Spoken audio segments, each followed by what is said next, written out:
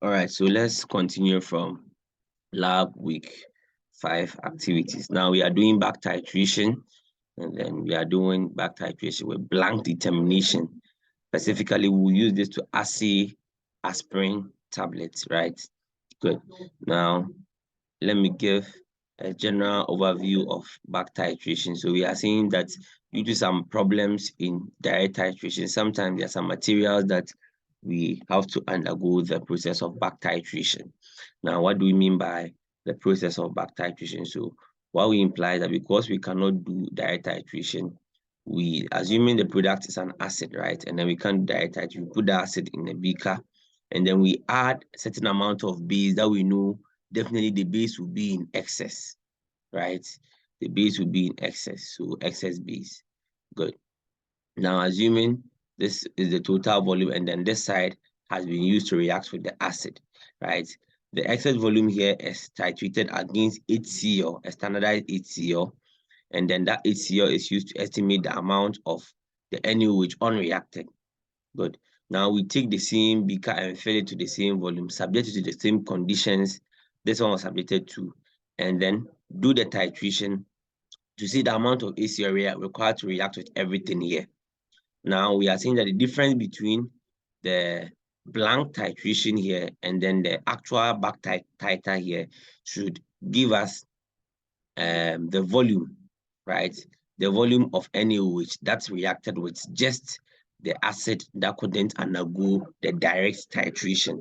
Now we have to correct with the base of the HCl, sorry, the factor of the HCl to get accurately the actual volume of NaOH that's reacted. So that's the whole idea we are using when it comes to redox. I'm sorry, back titration. Sorry, back titration. Good. Now let's go through the slide proper. Good. So we are seeing the back titration of acids or base sometimes not possible. Direct titration is sometimes not possible as it may be associated with slow hydrolysis of analytes involved. For instance, direct titration of aspirin results in the partial hydrolysis of the ester bond, right? And the titer would depend on the strength of the base and duration of the titration. We are saying that if you want to do direct titration of aspirin with NaOH, now the NaOH here would decide to break the ester bond here, right? It will break the ester bond here.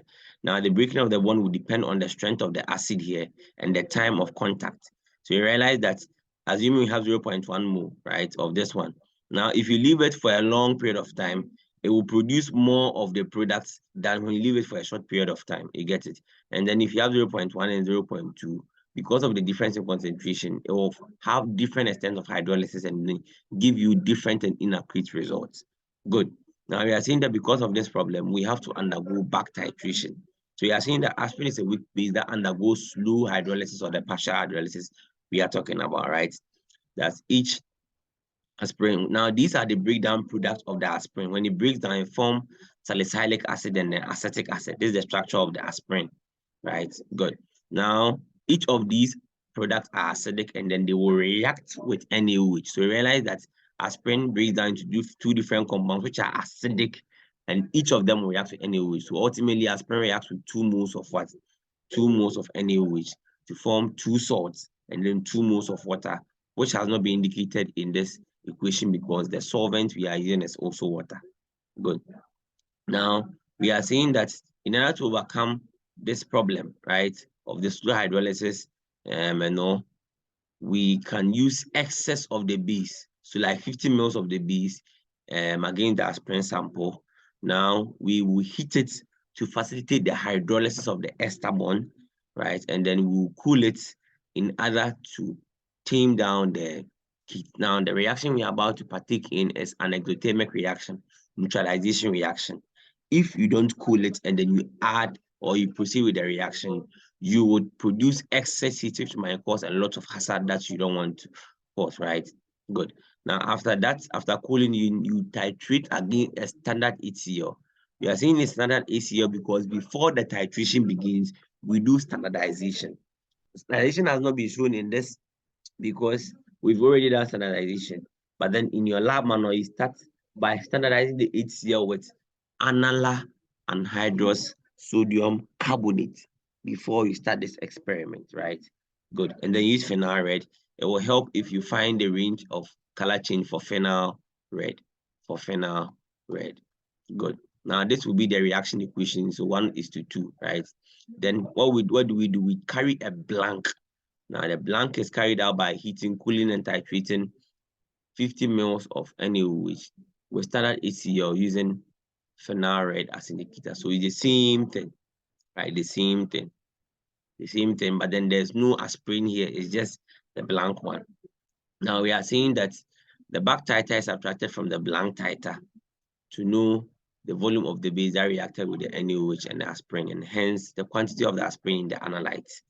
Now, after getting the two titer values, you subtract the back titer from the blank titer and you multiply by the factor of HCl. That will give you the volume of the NaOH that reacted with the aspirin. This might as well be the most important statement in this slide, because then if you don't have this, there's no way you can solve your question. There's virtually no way you can solve your question. So this is very important. So the volume of NaCl used, right, is the same as the volume of NaOH. That's but the volume of HCl is the same as the volume of NaOH that reacted with the aspirin, and that is equal to the blank minus the back titer times the factor of the HCl, because the volume we are talking about directly is HCl. Good. Now, this is a question. So we are saying that we should assume that all tablets in a bag, that's hypothesis, educated guess, right? Good. That it contains the same amount of API. That is, the average weight per aspirin contains 300 milligram. Now a question. We are saying that Angela prepared a solution of 0.25 molar NaOH and standardized it with annular sulfamic acid, right? Good. Now we are using sulfamic acid as our primary standard. Prof. Nkansa will talk about this in class. Good. To obtain the average titer of 228 mils. So we are giving the average titer in the standardization, right? In the lab, you have to do your standardization yourself. Then he said batch A and batch B. Then she took 1.89 grams of the aspirin BP powder. Now take note of the mass of the aspirin that has been taken, because this is the actual aspirin that has been measured or weighed, right? And then we have also weighed the 20 tablets, right? And that was 12.54 from batch A. Then we've transferred tablets into the 250 conical flask. We've added 50 ml of 0.25 molar NaOH, right? Good. Now, Angela warmed it up, allowed it to cool, and then titrated again 0.25 molar HCl. She performed a blank titration. These are all the methods: 50 ml of 0.25, and then titrating against to the same thing, the same method, right? Now, the most important thing we get from this experiment are these two, right? That is the back titer and the blank titer. So the determination are supposed to be 3, but then we are just doing 1 for demonstration purpose. So the average titer or the back titer here will be 12.50, and then this place, the blank, will be 48.50. Good. Now let's look at the questions we have to solve. Let's look at the questions we have to solve. So we are supposed to find the factor of HCl, the factor of NaOH. These are all part of standardization, and it has been done already, so we wouldn't worry ahead on that. Good.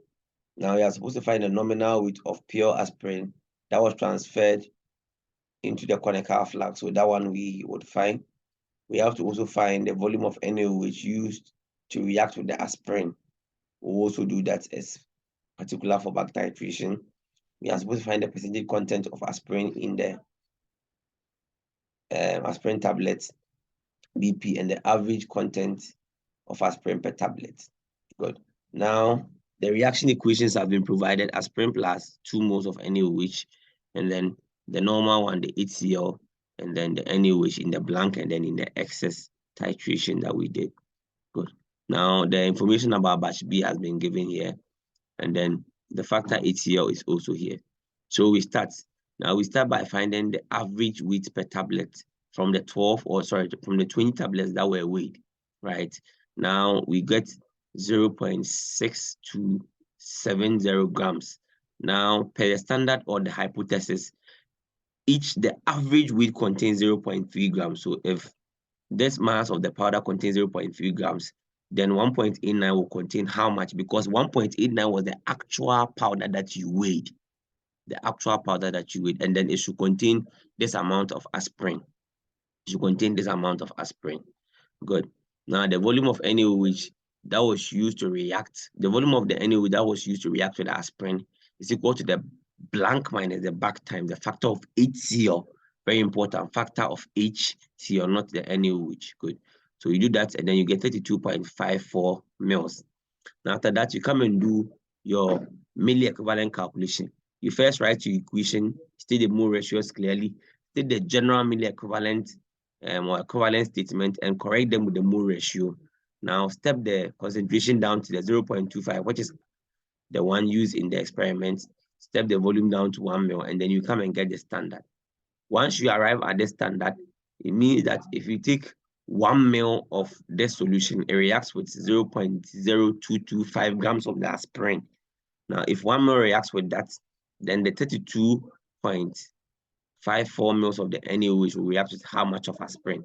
So that can help us to know the aspirin that was used in the titration, right? Good. So you do that proportion, you get 0.7322. Now, this is the aspirin that was introduced into the beaker. That is the aspirin. So we have answered the first question that was asking us to find the nominal weight of pure aspirin that was in the conical flask. We found that one. Next one is that we have to find the percentage content. The percentage content will be the actual one. The actual one will be what we have gotten from the experiment over what we're expecting due to the hypothesis. The hypothesis told us that if we measured 1.89 grams, right, then it should contain, that is at the beginning of the calculation, then it should contain 0.9043, right? But then from the experiment, we've realized that the actual that was there was what? 0.7322. So we do this, the actual over the expected times 100, and that will give us what? The percentage content in batch A. The next one is that we have to find the average content. We have been given batch A and batch B. What we can do is that we can add the percentages and find their average. Now we have done that here. You realize that we add and divide by 2, you get 82.258. This is the average.